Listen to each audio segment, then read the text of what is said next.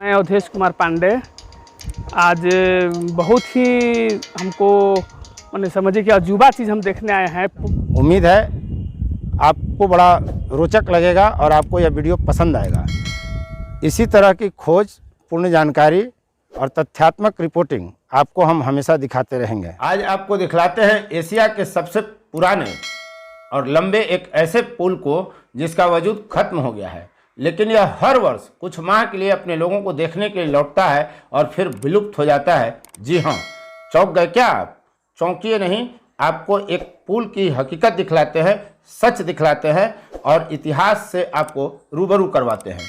यह पुल भारतीय उपमहाद्वीप को सदियों से जोड़े हुए है। जी हाँ, यह पुल जिस सड़क को जोड़ती है उसको आज आप एशियन हाईवे 1 के नाम से जानते हैं। जब आप गूगल में सर्च करेंगे, इस सड़क पर खड़े होकर लोकेशन चेक करेंगे, तो यह सड़क अब आपको खुद का नाम AH1 यानी एशियन हाईवे 1 बताएगी। यह सड़क शेर शाह सूरी ने 1542 ईस्वी में बनवाया था। बंगाल के सोनागांव चटगांव से सिंध प्रांत तक यानी करीब 2000 मील लंबी पक्की सड़क है यह, जिससे घुड़सवारों द्वारा डाक ले जाने की व्यवस्था की गई थी।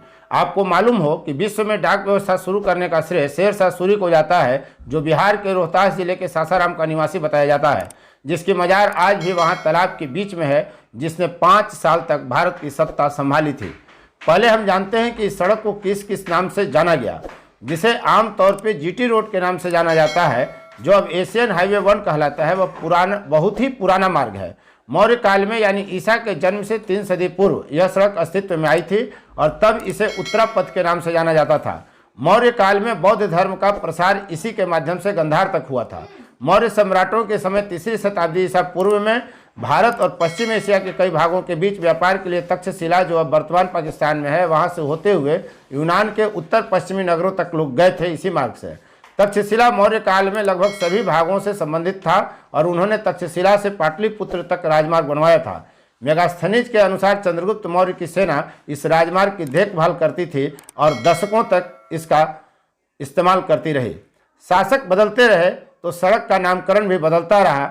16वीं सदी में जब शेर शाह सूरी ने इसका पुनर्निर्माण कराया, तब इसे शेर शाह सूरी मार्ग का नाम दिया गया। काल में इसका विस्तार बांग्लादेश के चटगांव से अफगानिस्तान के काबुल तक हुआ। काफी लंबी दूरी तय करने के कारण महत्वपूर्ण इस मार्ग को सड़के आजम का खिताब मिला। जब भारत में अंग्रेजों की हुकूमत आई तो 1839 ईस्वी में कोलकाता से दिल्ली तक इसका पुनर्निर्माण ब्रिटिश शासक लॉर्ड ऑकलैंड ने करवाया और नामकरण हुआ ग्रैंड ट्रंक रोड यानी GT रोड। जब देश आज़ाद हुआ तो सबसे महत्वपूर्ण मार्ग होने के कारण इसे राष्ट्रीय राजमार्ग नंबर 2 यानी NH2 का दर्जा मिला।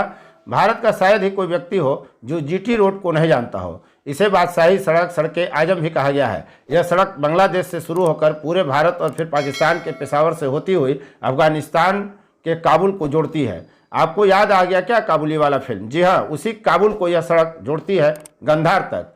इसी सड़क पर बिहार के औरंगाबाद और रोहतास को बांटने वाले सोन नद पर एक पुल बनाया गया था। शेर शाह सूरी ने इसे बनवाया था। शेर शाह सूरी ने कैसा पुल बनवाया था, उसकी क्या खासियत थी, यह सब हम आपको इस वीडियो में दिखाने वाले हैं। आप देखकर चकित रह जाएंगे कि किस तरह की यह व्यवस्था थी। यात्री यदि पुल पार कर रहा हो तो बीच में पानी कैसे पिएगा? उसे प्यास तो लगेगी। उसके साथ जानवर होंगे, उसे भी प्यास लगेगी, तो वह पानी कैसे पिएगा? यह प्रश्न शेर शाह सूरी के दिमाग में भी चल रहा होगा। इसीलिए उसने तब पुल के बीच बीच में कई जगह हौदा बनवा रखा था, जिसमें सोन का बहता हुआ पानी आता था और वह ऊपर की ओर ऊंचा होता था, यानी आदमी या जानवर झुककर पानी पी सकता था। यह उस पुल की विशेषता थी। मालूम हो कि तब पैदल और जानवर की सवारी से ही लोग यात्रा करते थे। हाथी, घोड़ा, ऊंट, गधा, खच्चर और पालकी ही यात्रा के मूल साधन हुआ करते थे। इस पुल को यहाँ के लोग आमतौर पे सदियों से जानते चले आ रहे हैं। जब इस सड़क का वजूद खत्म हो गया उसके बाद भी, क्योंकि डेहरी ऑन सोन में जब आप जाएंगे तो दुकानों के बोर्ड पर पुरानी GT रोड पता में लिखा हुआ आपको मिलेगा। लेकिन वर्ष 2017 में ASI की टीम बारून पहुंचकर बारून से एनीकट के बीच GT रोड के पुल के मूल अवशेष का पता लगाने का दावा करता है। तब उसने देखा, यकीनन स्थानीय लोग तो उसे कभी भूले ही नहीं, हमेशा उसका इस्तेमाल करते रहे। देखिए मछली मारने वालों को और फिर सुनाएंगे इस इलाके के जानकार वरिष्ठ पत्रकार उपेंद्र मिश्रा की बातचीत भी। मैं आदित्य कुमार। यहाँ पर सभी मछुआरे आते हैं मछली मारकर शाम को 3 बजे अपने मंडी में मछली बेचने के लिए जाते हैं। बेच के वही मछली से अपने घर द्वार जो भी बाल बच्चा को पालन करते हैं।